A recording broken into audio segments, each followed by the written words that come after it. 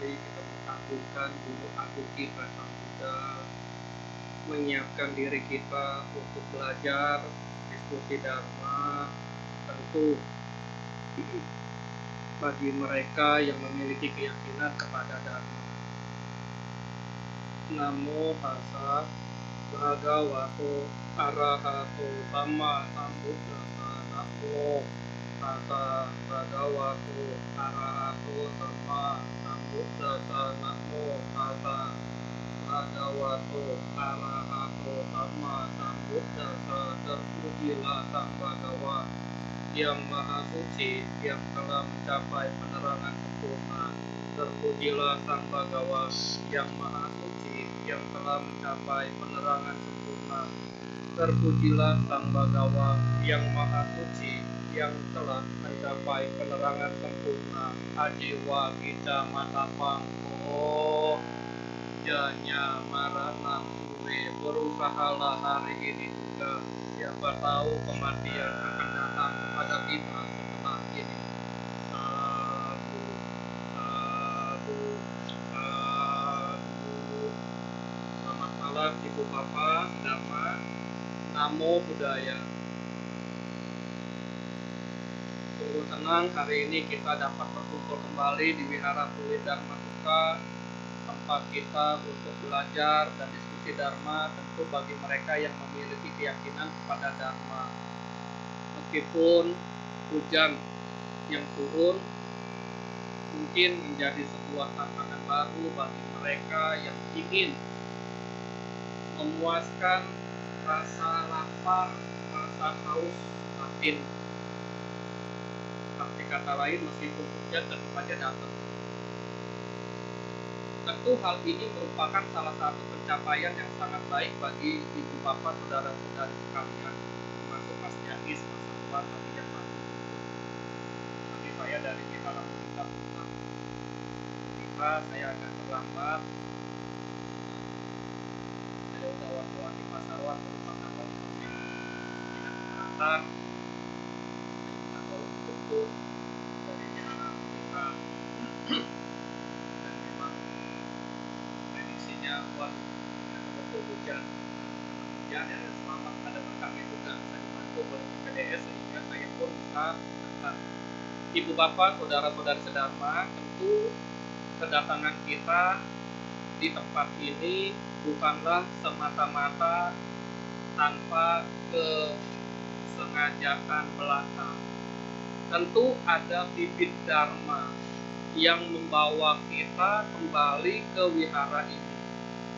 Ada bibit-bibit perbuatan, bibit-bibit pikiran baik, bibit-bibit ucapan yang baik yang menuntun ibu bapak, saudara-saudari sedharma bisa hadir malam hari ini meskipun hujan mengguyur begitu derasnya di Jakarta. Dan ini merupakan sebuah perjuangan yang begitu luar biasa, yang mungkin bagi sebagian orang itu sudah kebaktian hujan, adalah minggu depan aja masih bisa. Iya, kalau masih hidup. Kalau kita meninggal, nggak ada yang tahu. Oleh karena itu, hargailah tiap detik, tiap menit, jarum jam yang berputar di kehidupan kita ini, yang secara keilmuan kita mengenal 24 jam. Ada 2 jam kuliah.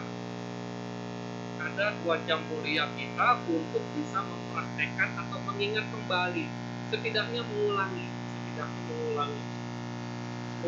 ajaran Buddha. Ibu bapak, saudara-saudari sedharma, tentu pertanyaan sederhana yang mungkin setiap orang pasti akan menginginkannya. Apakah ibu bapak ingin hidup bahagia?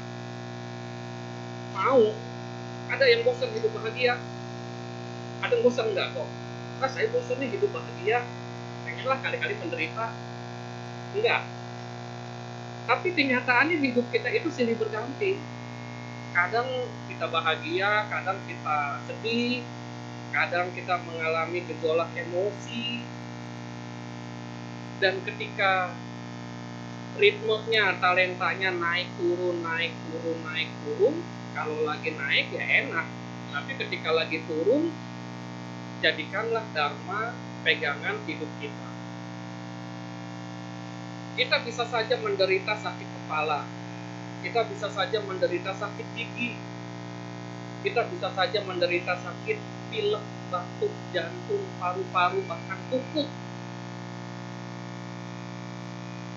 Yang semuanya itu muncul karena ada jasmani.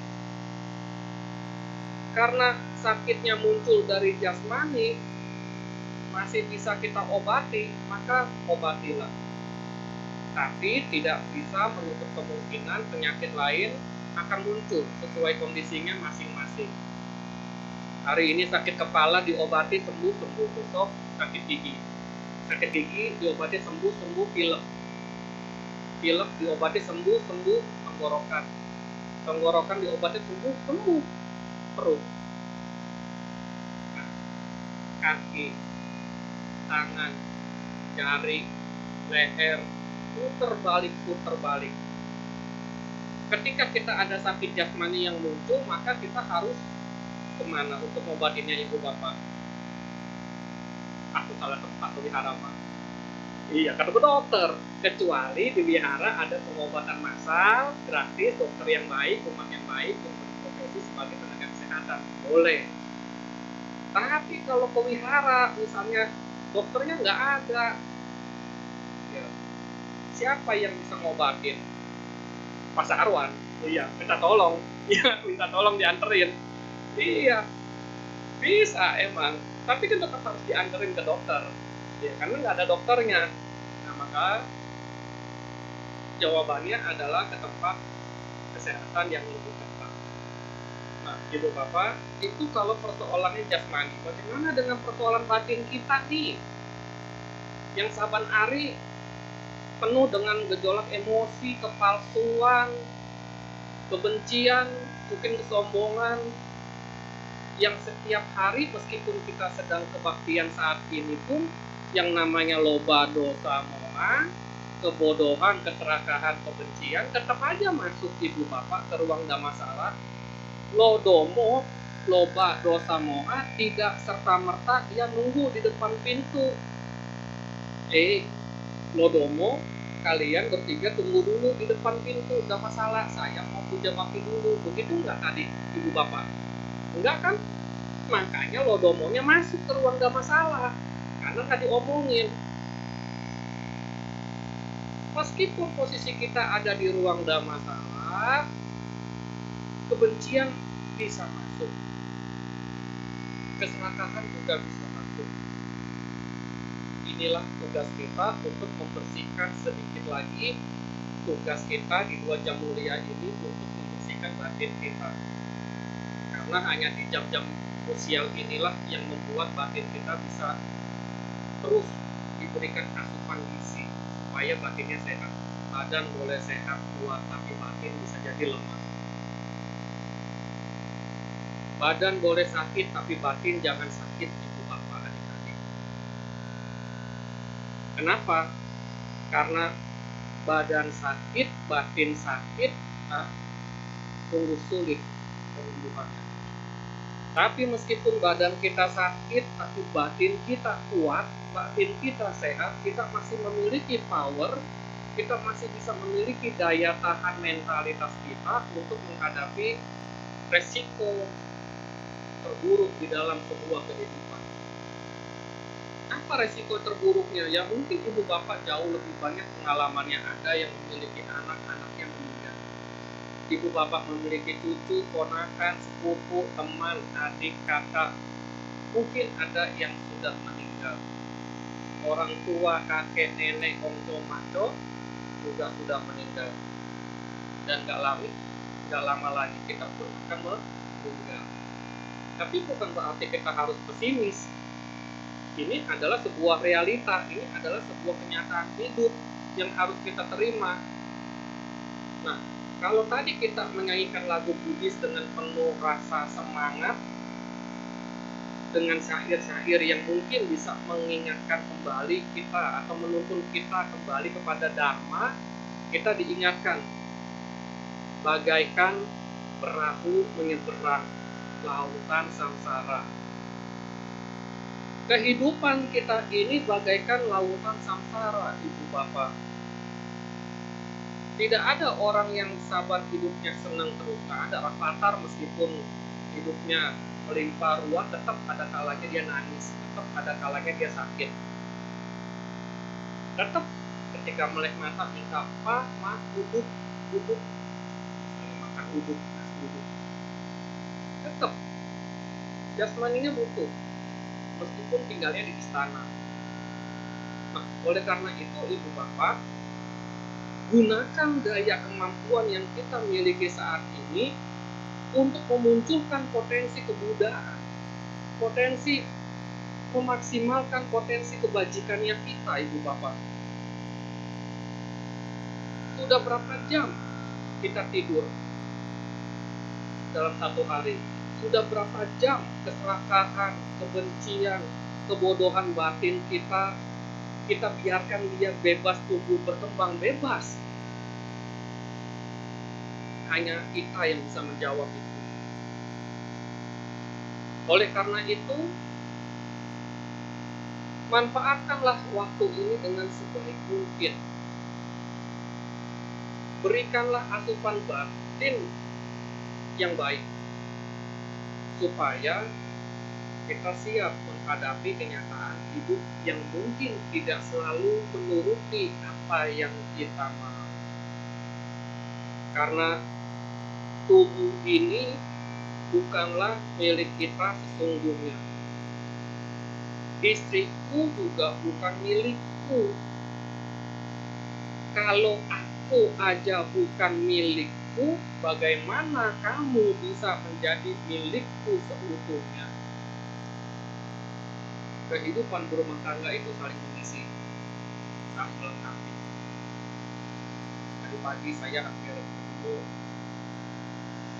tapi saya minta izin malam baru saya balas pesannya. Dia cerita panjang lebar tentang rumah tangga. Jadi saya baru baca satu, balas satu nama budaya, tapi baru terus coba yang hanya itu lah boleh saya spill sedikit. Kehidupan berumah tangga itu tergantung kepada kita yang menjalaninya. Pilihan ibu bapak, saudara-saudara sedharma untuk hidup rumah tangga itu merupakan pilihan sendiri. Laki ini itu anak dengan baca maaf kalau ada samaan cerita, kisah, tokoh bikin keluarganya ini titip belum kaya, jangan dibawa ke hati. Ini hanya spill sedikit saja cerita. Ya kalau ada yang mengalami sendiri ya jangan diambil ke hati, jangan ya. Ini hanya untuk menjadikan kita lebih better lagi untuk ke depan, lebih baik lagi ke depannya. Hanya gara-gara masalah odol, sikat gigi, ngecrek di lantai kamar mandi ibu bapak. Ketika suami sikat gigi, biasa ada laki-laki kali yang nggak tahu ibu bapak, bapaknya kalau sikat gigi odolnya berceceran nggak di lantai, enggak ya, bagus. Pernah juga tapi ya pernah lah, umumnya pernah lah berceceran lah, wajar ya. Kalau buat yang umumnya wajar. Istri ini udah bertahan, waktu pacaran mah nggak pernah sikat gigi bareng, sikat gigi masing-masing di rumahnya. Udah nikah mah jadi satu kan tuh, diangkokin ya di rumah misalnya begitu sikat gigi apa, melihat kelakuannya. Tidur juga kan pernah bareng sama pacaran mah. Udah nikah mah kan ngorok. Iya, siapa yang tahu. Iya. Nah, bertahan sehari, 2 hari, 3 hari, dipendem dalam hati, diomong enggak, begitu. Dipendem, ketika dipendem, akhirnya gara-gara satu masalah yang simple sebenarnya, jadi keembet-embet odol. Nah, dia minta cerai ibu bapak. Iya, karena udah nggak tahan lagi untuk ngebersihin ceceran odol yang kalau lakinya habis digosok. Kemana masa-masa indah berjabat tangan itu di depan lift? Kemana momen-momen indah ketika pergi ke bioskop mungkin, atau melakukan sebuah aktivitas secara bersama-sama mungkin. Jangan lupakan foto-foto yang indah-indah itu. Saya baru balas itu, saya bilang ya tapi tunggu dulu. Saya hari ini ada beberapa kegiatan yang harus saya lakukan dulu. Kalau udah nyampe di rumah baru saya lanjut gitu. Jadi udah balas lagi tuh panjang lebar gitu. Gimana nih mau aduh saya juga mana ya ntar lagi lah pokoknya saya balas. Nah, jangan pakai odol. Kalau mau mah pindah sikat giginya, atau kalau udah tahu begitu mah bininya nggak demen mah udahlah. Setiap sikat gigi aku bersihin dulu. Simpel sih sebenarnya mah. Ya, tapi kan gak usah dibesar-besarin. Tapi inilah lautan samsara ibu bapak. Makanya saya diminta oleh majelis untuk jadi romo perkawinan. Gak mau. Bukan apa-apa. Saya janji punya diri sendiri. Ya, saya mau memberkatin kalau minimal usia perkawinan saya udah dulu lah, teras lah. Kalau masa dulu udah teras, baru udah saya berkatin. Nah, usia perkawinan saya masih 8 tahun, 2 tahun lagi baru saya mau berkatin. Saya nggak mau, kenapa? Karena saya butuh resep-resep. Saya juga masih mencari resep, bukan berarti ngomong nggak ada gunjang ganjing. Pak Sarwan ada gunjang ganjing di rumah tangga, pasti ada Pak Sarwan gitu. Ada, nggak ada, pasti ada. Ada. Saya yakin setiap rumah tangga pasti ada gunjang ganjingnya bentuknya apapun itu, tapi Pak Sarwan sampai detik ini berhasil melewati. Hidup Pak Sarwan. Itu bagus tuh. Nanti saya belajar juga dari Pak Sarwan nih. Yang rumah tangga, yang sefoto. Jadi kehidupan ini bagaikan memang kita melewati lautan samsara. Nah, pertanyaannya nih, kita mau jadi manusia atau manusia sia? Nah, enakan satu kedua. Yang bener, giliran lagi ada voting maunya 2. Iya, maunya satu kedua. Mau manusia apa manusia sia? Nah, kalau mau jadi manusia ya inilah. Tiket emasnya sudah ibu bapak dapatkan, sudah duduk di kursi emas saat ini.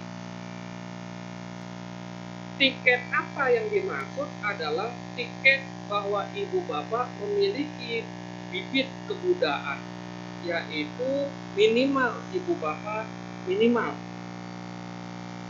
memiliki Pancasila Buddhis. Yang dimaksud Pancasila Buddhis adalah dasar tata etika kemoralan kita di dalam kehidupan sehari-hari. Kalau nggak ada Pancasila Buddhis ini, maka sangat semrawut masyarakat ini.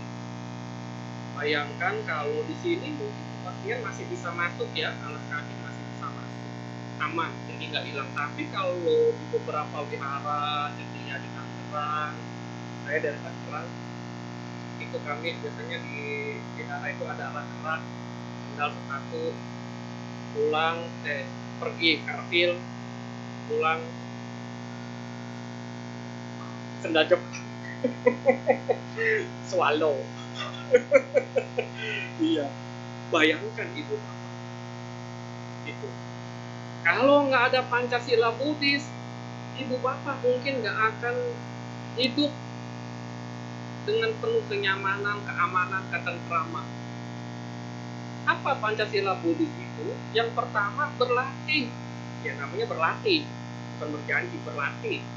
Ya bertekad melatih diri menghindari pembunuhan makhluk hidup. Bertekad melatih diri menghindari penderitaan makhluk hidup. Jangan ada kucing lagi ditendang. Banyak nih anak sekolah. Iya, saya kadang suka, ya bukan pergok, enggak, kita suka pas-pasan begitu kalau di sekolah ngantar anak itu. Kucing nggak salah, kucing lagi ditendang. Coba kalau kita yang ditendang, maksudnya balikin lagi ke kitanya gitu. Kalau kitanya melakukan itu ke dia melakukan ke kita begitu, kitanya gimana gitu. Tapi beruntung ibu bapak saat ini memiliki sila yang pertama, tidak ada yang baku hantam kan di sini. nggak ada yang membawa senjata tajam kan, celurit, pedang, pistol, ada ya? Sangat aman, berarti kita kepastian pasawan pasti aman lah kita, dipenuhi dengan ketenangan. Dibayangkan dengan kondisi saudara-saudara kita yang mungkin kita nggak kenal sama sekali, lagi ada di sebuah negara yang sedang konflik,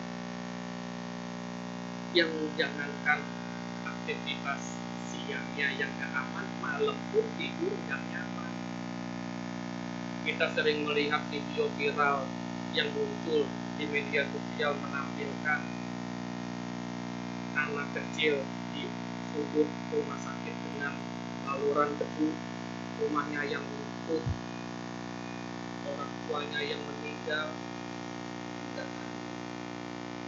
Tapi kondisi yang pertama, ibu bapak terpenuhi, memiliki sila, maka ibu bapak memiliki kehidupan yang tenang, yang nyaman. Ini karena berkat punya sila. Yang sila kedua, bertekad melatih diri menghindari pengambilan barang yang tidak diberikan. Semua aman. Kalau kita mencuri, ya berarti kita mengambil atau merampas perolehan atau kebahagiaan orang lain. Balikin ke diri kita, kalau kebahagiaan kita dirampas gimana? Gitu. Jadi buatlah cermin batinnya sendiri. Ya.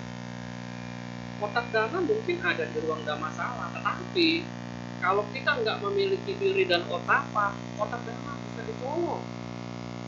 Kita seringkali melihat beberapa tempat ibadah kotak dananya dicolong kok. Orang dipantur, disegel, dikebukin masih bisa, orang paling pintar sih. Nggak kuliah tapi pintar. Iya. Tapi kepintarannya nggak sesuai dharma. Coba kalau dibuka batinnya. Seperti guru agung ketika menemui salah satu muridnya yang bernama yang Arya Anggulimala, sebelum mencapai kesucian dikenalnya Ahimsaka. Ahimsaka ini dikenal dengan sosok yang pinter orangnya, misalnya ini beliau. Saking pinternya, ranking 1 terus di sekolah ibu bapak. Temannya iri sama Ahimsaka. Karena iri, maka dihasut gurunya. Akhirnya gurunya kena hasut. Singkat cerita, Ahimsaka diberi tugas oleh gurunya untuk mengumpulkan 1000 jari. Tapi kan setiap Ahimsaka ngumpulin jari manusia kan, setiap dikantongin dia lari, ngetrek. Tahu yang ngetrek dia jatuh bertertamu, ya kemarin lah gitu. Pinter, akhirnya dibikin kalung. Jadi setiap jempol dikalungin, bisa 4 kali, 4 kali kalungin. Lama-lama kan penuh tuh, kan disuruh ngumpulinnya 1000. Nah, karena disuruh ngumpulinnya 1000, yang terkumpul baru 999 jari, sisa 1. Karena orang-orang melihat dia lari menggunakan kalung beruntayan jari, maka orang-orang mengulangnya Anggulimala. Mala itu kalung, kalung itu jari. Jadi orangnya dikenal begitu. Sama kayak kita pergaulan saat ini, orang mengenal kita berdasarkan apa yang mereka lihat. Contoh aja, contoh kayak saya misalnya dikenalnya Cinsong. Kalau di Tangerang, Cinsong itu bukan nama Chinese, tapi nama ledekan, nama kosong. Ya awal-awalnya juga kalau teman-teman telepon ke rumah, zaman dulu masih ada telepon. Tante, ada Cinsong nggak? Siapa lu Cinsong? Itu mama saya kalau ngomong. Ya nggak ada namanya Cinsong. Mama saya ngasih tahu, itu si orang ngomongin nyari si Cinsong, lagi siapa si Cinsong? Itu Cinsong oe mah, oe dik. Lu katanya. Iya, oe dikenal di teman-teman sekalangan teman-teman itu dikenalnya Cinsong. Di emang apaan Cinsong? Cina kosong, di kemauan. Dia, aku kalau dibilang Cina putih juga nggak mungkin, Mak. Iya, emang keadaannya begini, mau diapain? Ya ini kan warisannya udah dapet. Iya. Kalau Cinput malah lebih lucu lagi. Nggak putih. Ya kalau gosok emang bener. Emang bener. Gitu. Akhirnya mama saya udah mulai tuh ikutan cinsong. Ya ibu bapak boleh lah panggil cinsong, boleh ngomong cinsong, boleh. Kalau di Tangerang saya cuma lihat cinsong, boleh. Apa tahu. Hah? Iya, kesininya ada sebutan itu kok, Hitachi hitam tapi Cina, betul. Ya, tapi zaman itu saya dikenalnya cinsong. Nah, hah? Saya di Kota Bumi kok. Iya, Kota Bumi. Iya, lumayan. Nah, iya belum nyampe, belum lagi ke Tanjung Kait, belum nyampe, masih jauh, lumayan, kedekatan saya. Nah, ibu bapak, jadi Ahim Saka ini akhirnya tinggal sisa satu. Ketika sisa satu, apa yang terlintas dalam pikirannya Ahim Saka? Aduh, mau nyari satu lagi susah amat, ini orang-orang kan pada ketakutan ibu bapak. Karena orang-orang udah tahu kalau ketemu Ahim Saka dia akan dibunuh, padahal kan maaf kata kalau buat ngambil jari mah nggak perlu sampai dibunuh ya. Iya, tapi kan dia sampai dibunuh. Nah, akhirnya kebingungan, ketika kebingungan, muncul di pikirannya itu pinter, tapi nggak bijaksana. Muncul pikiran, aduh, daripada ini singkat cerita nih karena udah membunuh dari 999 lari ke hutan. Karena hari sebelumnya di hutan, mamanya masih ke orang tua. Mamanya tetap nyariin. Suatu hari datang masuk ke hutan, ya teriakin nama anaknya, Ahim Saka, gimana kamu nak?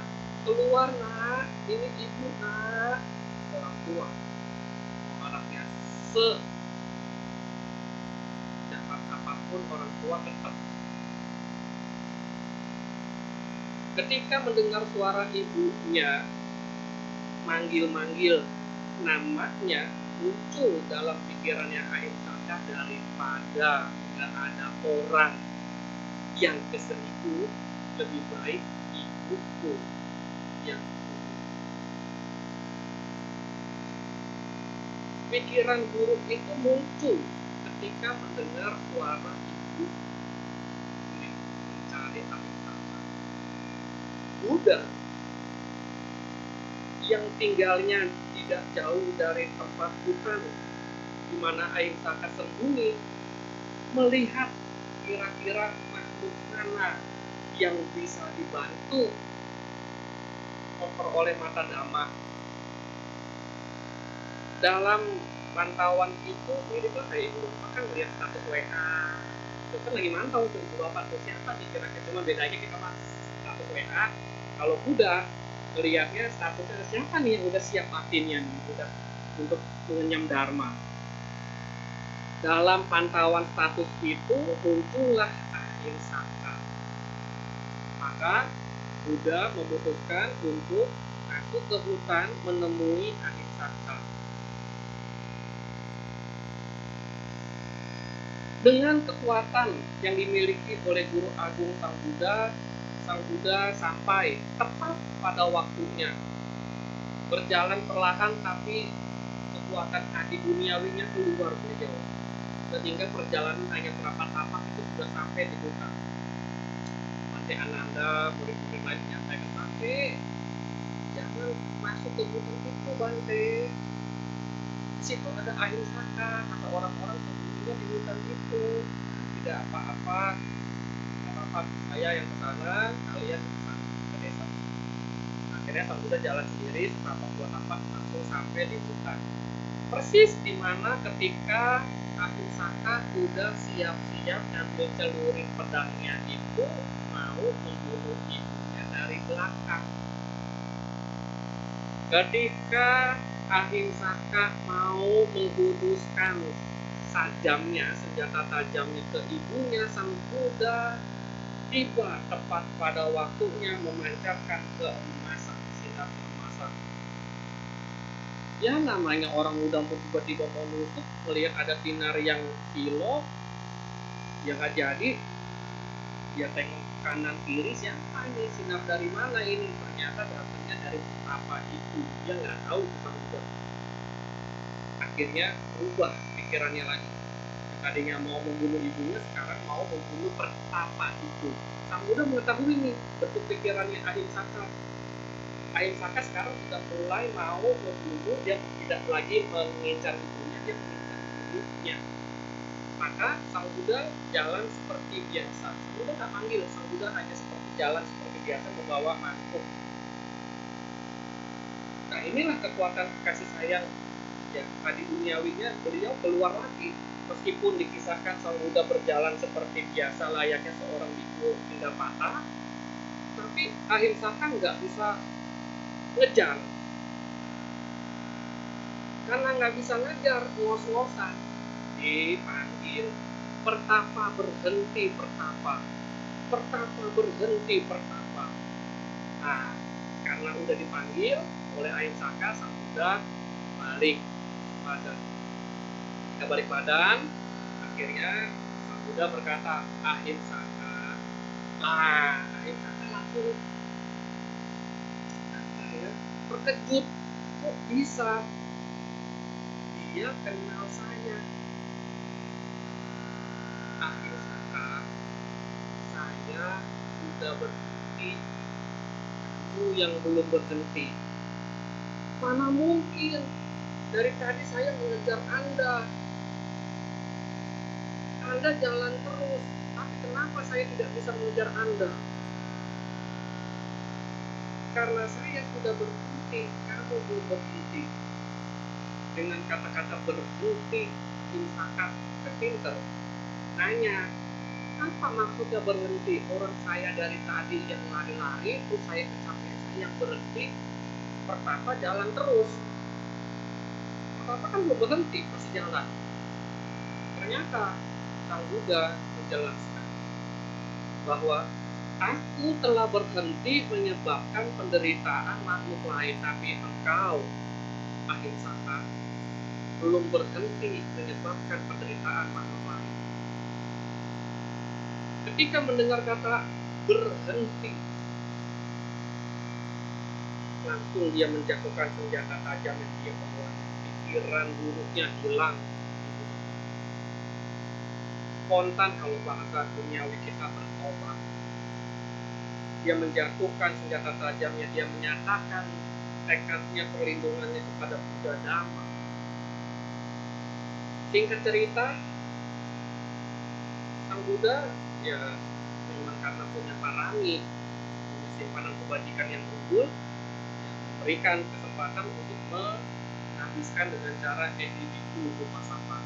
Ehi Biku itu ketika Sang Buddha mengatakan Ehi Biku, marilah datanglah Biku, nah maka orang itu spontan, ibu bapak bukannya make-over ya, bukan sulap, dari kaki atau dari atas ini langsung berubah. Yang tadinya ada rambut berubah jadi polos, yang ada alis sudah nggak ada, terus yang ada kalung hilang, kalungnya pakai baju udah berbalut dengan jubah. Itulah itu yang bisa dilakukan oleh Sang Buddha.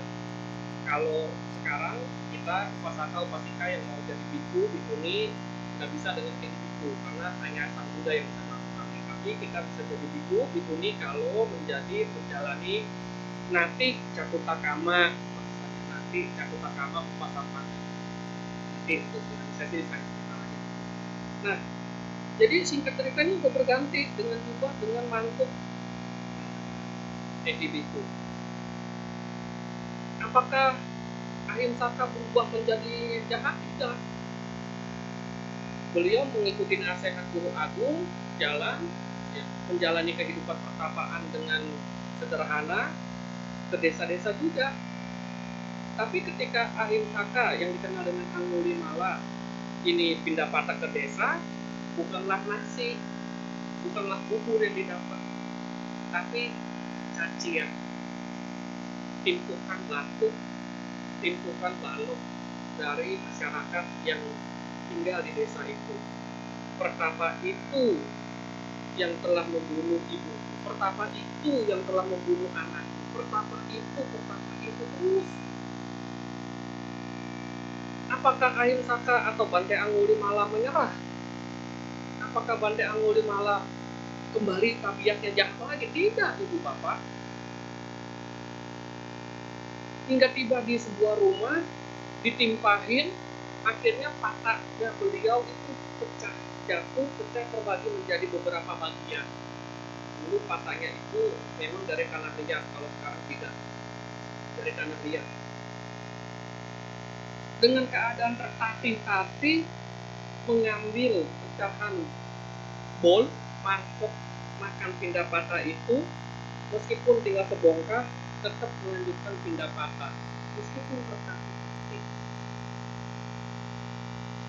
Hingga ada satu rumah tangga yang awalnya kasihan, karena kasihan mau muncul berbuat baik dana, akhirnya berdana di mangkok yang udah pecah. Apa yang dilakukan oleh Bante Angulimala? Apakah dibuang? Tidak, dibawa dengan penuh hati-hati.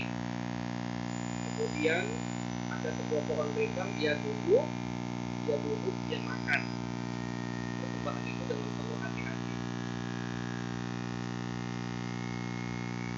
Bayangkan, Ibu Bapak, Bante Angulimala yang demikiannya tertatih-tatihnya masih berjuang untuk apa?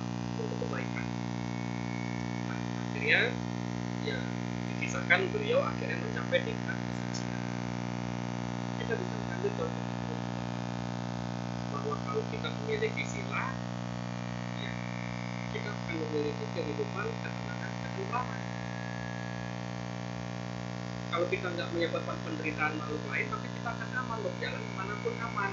Tapi bukan berarti nanti pulang dari PPDS, saya sudah mengulangi Panatipata, Weramani, Sikapada, sama Diami, pulang ngomong baik di jalan, iya, nggak melihat lagi kanan kiri, udah pasti aman, berjalan kemanapun. Bukan itu maksudnya Ibu Bapak. Ibu Bapak kalau melakukan itu, kebijaksanaannya belum tumbuh. Nah, kita punya Panatipata, Weramani, Sikapada, sama Diami, jalan aja lewat ke halte nyebrang, apa mau ada motor raja meninggal, masalah lagi ada di undang Parita. Iya. Nah, oleh karena itu, ayo sama-sama kita mempraktekkan sila kedua ini. Nah, sila ketiga, Ibu Bapak, bertekad melatih diri menghindari perbuatan asusila. Ya, saya yakin Ibu Bapak tentu memahami arti kata asusila ini. Ya, adalah bagaimana kita bisa menjaga kehormatan masing-masing, baik laki-laki maupun wanita. Sama Ibu Bapak, bukan hanya wanita yang merasakan dorongan untuk merasa tersakiti, tidak, laki-laki juga ada ada. Maka ini sangat baik. Yang keempat, bertekad melatih diri menghindari ucapan yang tidak benar. Yang terakhir, bertekad melatih diri menghindari minum atau makan makanan yang memiliki zat yang memabukkan, yang bisa melemahkan kesadaran. Ini namanya Pancasila Buddhis yang harus kita laksanakan. Bayangkan kalau di antara pilihan 5 ini ada pilihan ganda, soalnya Ibu Bapak lebih susah melaksanakan sila keberapa dari 5 sila ini? Sila pertama kah? Sila kedua, ketiga, keempat, atau kelima? Yang lebih susah mana menurut Ibu Bapak? 4, 3, 2, 1, 5, tergantung kecondongannya kemana, kecenderungannya kemana. Kalau yang kecenderungannya misalnya dia lebih sulit untuk melaksanakan yang sila kelima, nah itu buat dia pasti paling sulit itu sila kelima. Tapi nggak bisa. Nggak bisa kalau nggak teman-teman masih itu. Ya, tapi kalau teman keras aku kenyot itu S1, ya nggak usah dulu beralkohol, begitu mau. Ya udah. Kalau minumannya kita beralkohol, Ibu Bapak nih makan. orang yang mabuk itu ya dia nggak bisa membedakan antara spring bed sama got. Iya, suatu hari saya berangkat kerja itu ada kerumunan, ya, di ujung gang itu ada kerumunan. Saya berhenti, saya juga kepo, keponya maksudnya pengen tahu ada apa. Terus saya turun, ternyata karena banyak orang yang ngeliatin, saya nggak bisa mendekat. Saya tanya, ada apa Ci? Oh, itu Pak, ada mayat ditutupin koran. Nah, nanti oh, laki-laki perempuan tahu cowok ya, ngeliat doang, orang pada ngeliatin doang tuh. Udah ada tahu loh, itu nggak ada berani. Ih, itu kemana? Ngapain kita ngeliatin mayat terus? Aku kira maju, itu aku nungguin yang lain aja. Udah sampai setempat, udah selesai orang yang kepo, yang maju. Udah, mau lihat, melewati desak-desakan, udah tuh ke posisi depan. Jadi tutupin koran ternyata memang dari gitu Pak, dengan penuh perasaan was-was sudah buka maju dikit-dikit juga ngeri-ngeri sedap sih sebenarnya mah. Ya tapi apa boleh buat dah, ini kan daripada kita anggurin ya, misalnya ya kemakaran, misal kalau saya meninggal di sini kan kehidupan tanpa pasti. Kalau saya meninggal ketek nih detik ini, apa yang dilakukan oleh ibu bapak? Saya nggak melakukan apa-apa. Oh, pasaran lah paling. Urusan pasaran itu.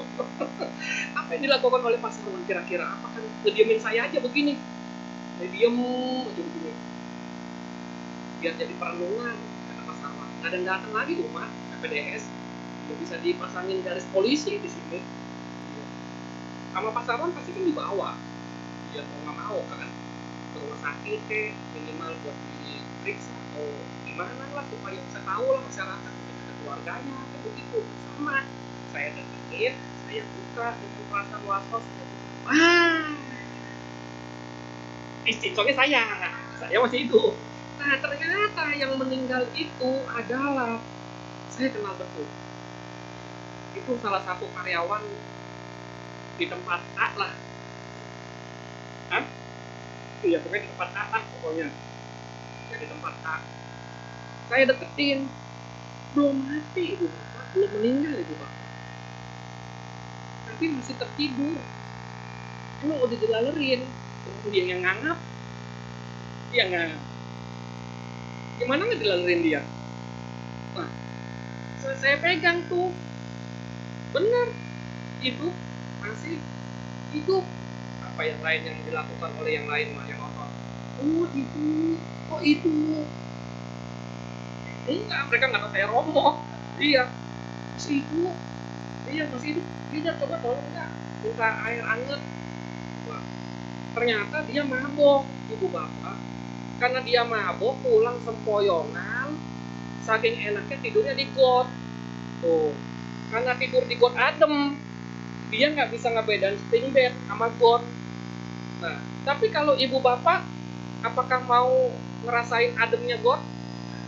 Enggak kan, ibu bapak lebih milih tidurnya di got apa di tempat tidur? Nah bener, tempat tidur. Nggak ada yang mau tidur di got, tapi kan karena lemahnya kesadaran, maka dia nggak bisa milih-milih. Cewek bener. Nah oleh karena itu jangan mabok. Saya kan minum mau, tapi kan nggak apa mabok. Coba kita baca lagi tuh, bertekad melatih diri menghindari minum atau makan minuman keras. Menghindari minuman kerasnya bukan minumnya, menghindari. Sebelum minum aja udah dihindarin, begitu maksudnya mah. Kan lucu umat Buddha ini suka mengamandemen Pancasila Buddhis gitu ya, suka pengen dirubah-rubah, pengen dicari selanya lah supaya nggak melanggar gitu. Lucu memang. Nah oleh karena itu janganlah kita ini ya, kenapa kita bisa melanggar itu semua? Karena kita memiliki kotoran batin ibu bapak, punya loba, punya dosa, punya moha. Bayangkan kalau ayam jantan yang dilambangkan sebagai keserakahan itu, ayam jantan itu kalau waktunya musim kawin, ibunya juga dikawinin, maka menjadi lambang ayam jantan itu. Kucing kalau musim kawin nggak lihat lagi kanan kiri, kalau nggak punya sila kan begitu, dia nggak lihat tuh kanan kiri, dia uber terus pasangannya tuh, akhirnya mati keranjang. Ya banyak. Tapi kan ibu bapak enggak ya, ibu bapak punya sila, ya, punya pagar yang bisa membuat kita teguh dalam jalan dharma. Dan ini merupakan tiket emas untuk bisa ibu bapak terlahir lagi di alam yang baik. Salah satunya alam manusia. Alam manusia jauh lebih baik ibu bapak ketimbang alam peta-peti. Ya. Alam manusia jauh lebih baik ketimbang alam raksasa. Lebih baik ketimbang di neraka. Wewe mau di alam surga keberapa nih akhirnya? Mau alam surga, alam bahagia, apa alam menderita? Bahagia. Dulu Robo pernah dapat pertanyaan tuh dari guru, ini umur berapa sih? Umur berapa? 5 tahun ya? Cocok. TK dong. TK A ya? Apa TKB udah? TKB ya? Wah, Robo pernah ngisi ya PPD namanya di sekolah. Ketika dibicarakan tentang surga, ditanya, "Oh, emang Romo udah pernah ke surga?" Oh, anak kecil mah, wah hebat. Iya, Romo pernah ditanya tuh, ya, emang Romo udah pernah ke neraka, udah pernah ke surga, kok Romo tahu? Katanya, iya bener juga tuh pertanyaannya ya. Ya Romo sih bukannya nggak tahu sih, Romo lupa udah ke surga apa udah ke neraka, Romo lupa, saking lamanya begitu. Kata orang-orang neraka ada apinya, Mo. Kata siapa? Iya, orang-orang tuh cerita tuh, anak TK itu terus ceritanya. Ya entah dengan asupan dari yang lain atau imajinasinya, dia bisa ngomong itu bisa. Gimana sih, Mo? Supaya kita tahu neraka. Nah, gimana ibu bapak supaya tahu neraka? Ibu bapak kalau saya tanya, anggaplah saya anak TK. Ibu bapak tahu neraka atau surga? Tahu. Emang udah pernah? Nah, saya tanya balik ke ibu bapak. Itu mah cara saya itu mah. Iya. Nah, yang bener mah lupa emang. Tapi kalau ditanya, kok udah lupa? Tapi Romo tahu aja tuh ada surga ada neraka. Katanya ada apinya. Ya udah, aku mau. Kalau ada api, kita kebakar enak enggak? Sakit nggak kalau ada api tangannya kebakar? Enggak sakit. Wih, Superman hebat. Kalau ada api mah kebakar sakit ibu bapak. Iya, saya deketin sini, namanya Tommy sini sama Romo sini. Nah, saya pangku, saya minta gurunya ambil satu lilin, nyala. Saya ngeliat di altar ada lilin, tolong nggak? Nih Tommy, ini ada lilin. Karena ada lilin, coba nih Tommy pegang bagian bawah nih, apinya kan di atas tuh, pegang bagian bawahnya dulu, bisa nggak? Bisa, Mo. Oh udah, aku juga bisa buat ini mah, ya udah. Ayo kita naikin lagi tengah-tengahnya yuk. Oke, Mo. Lagi naikin tuh. Bisa nggak? Bisa, Mo. Ini udah nih. Oh iya. Coba sekarang kamu diam di sini. Ini naik lagi ke apinya. Tapi nggak mau, Mo. Jadi kenapa nggak mau? Ntar kan kebakar, Mo. Itulah kenapa Romo nggak mau ke neraka, karena kebakar. Aku mau ke neraka apa ke surga? Ya sih mau ke surga sih, mau. Info itu. Kenapa nggak mau ke neraka? Ntar kebakar kayak tadi lilin dengan mulut lancipnya itu. Dia bilang, nah itulah kenapa kita jangan sampai ke neraka. Kalau saya tanya, sekarang dengan pertanyaan dewasa, ibu bapak tentu udah sering kali mendengar istilah surga dan neraka kan? Apakah ibu bapak percaya? Halo? Apakah ibu bapak percaya? Udah pernah? Jangan katakan lupa ke Romo. Ayo. Tapi ibu bapak meyakini ada surga dan neraka. Yakin? Nah, ibu bapak begini. Andaikan gak ada surga, gak ada neraka. Andaikan gak ada surga, gak ada neraka. Kalau kita berbuat baik, itu menguntungkan atau merugikan? Kenapa? Hati kita senang, siapa lagi yang senang? Orang lain juga senang loh melihat kebaikan kita. Andaikan gak ada surga, gak ada neraka, kita berbuat buruk, suatu keuntungan atau musibah. Itu benar. Kenapa? Kenapa musibah? Iya, kalau inget itu. Kalau yang nggak punya dharma mah itu senang lah, untung. Kita nggak ke neraka, happy. Kita bisa mengambil, kita bisa mencuri yang kita mau, kita bisa mengambil hak orang lain, kita bisa mengambil pasangan orang lain. Nggak bicara surga neraka, tapi sudah menyebabkan penderitaan. Maka ciptakanlah surga neraka itu dengan versinya kita, ibu bapak. Bentar lagi nih udah mau tahun baru nih. Ibu bapak udah punya rencana kemana nih? Ke puncak ada? Ke Bandung? Lampung ada? Mau kemana sih tahun baru ini? Ayo berkah. Ada lagi yang lain selain di rumah? Retret bagus. Apalagi? Bagus. Yang nggak jawab berarti asumsinya lagi ke puncak. Asumsinya 2 bulan lagi kita udah mau ganti tahun ya. Hati-hati ibu bapak ya, 2 bulan lagi usia kita sudah selesai. Iya, untung kalau nyampe ke Imlek, kalau nggak nyampe.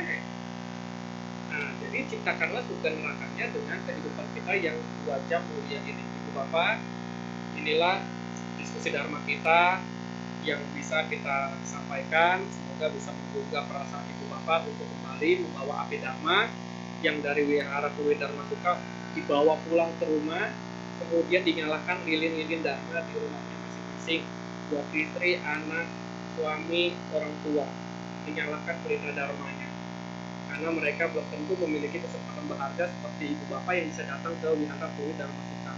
Terima kasih. Namo Buddhaya.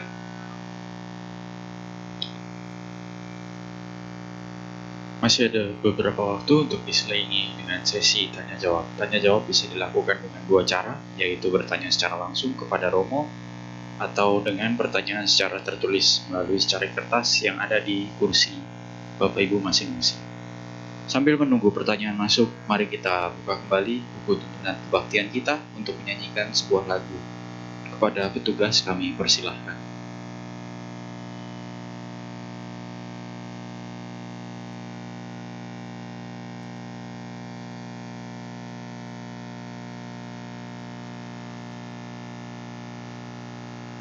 Bapak Ibu, marilah kita kembali buka tuntunan puja bakti kita pada halaman 78. Kita akan menyanyikan lagu Roda Kehidupan.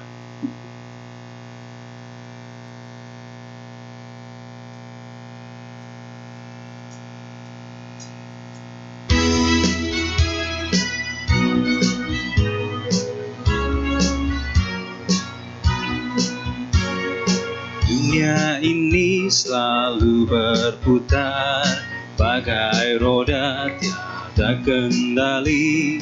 Lingkaran hidup manusia putar dan berputar. Ibarat roda kereta dengan 12 jari-jari. Inilah roda kehidupan dengan jurang derita. Peganglah dengan kuat-kuat pada jalan Buddha Dhamma. Di sana kau temui jalan bebas tanpa takut jatuh dalam jurang derita. Itu Majjhima Patipada yang telah diajarkan olehnya.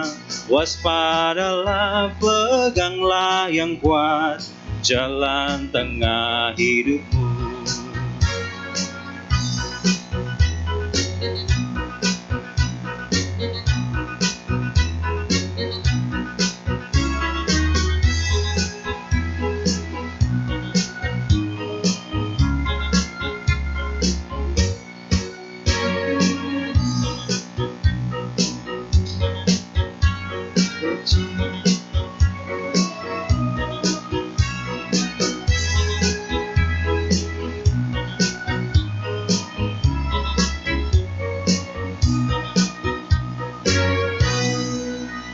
Terima kasih.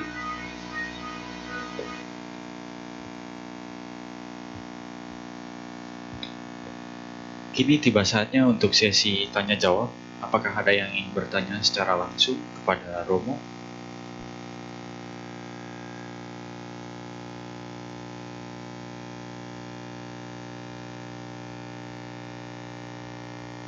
Sepertinya tidak ada. Mungkin Romo bisa menyampaikan kesimpulan atas Dhammadesana pada malam hari ini.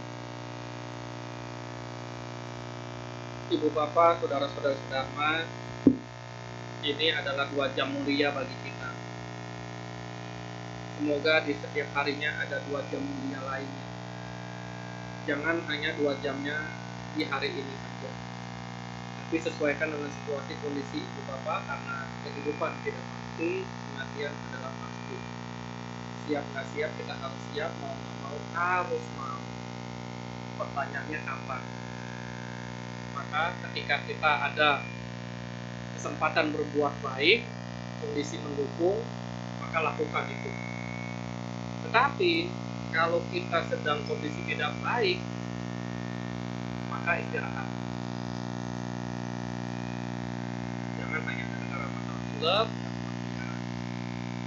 kalau itu copot harus istirahat. Oleh karena itu,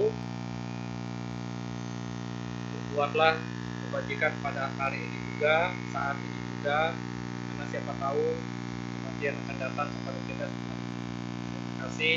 Namo Buddhaya.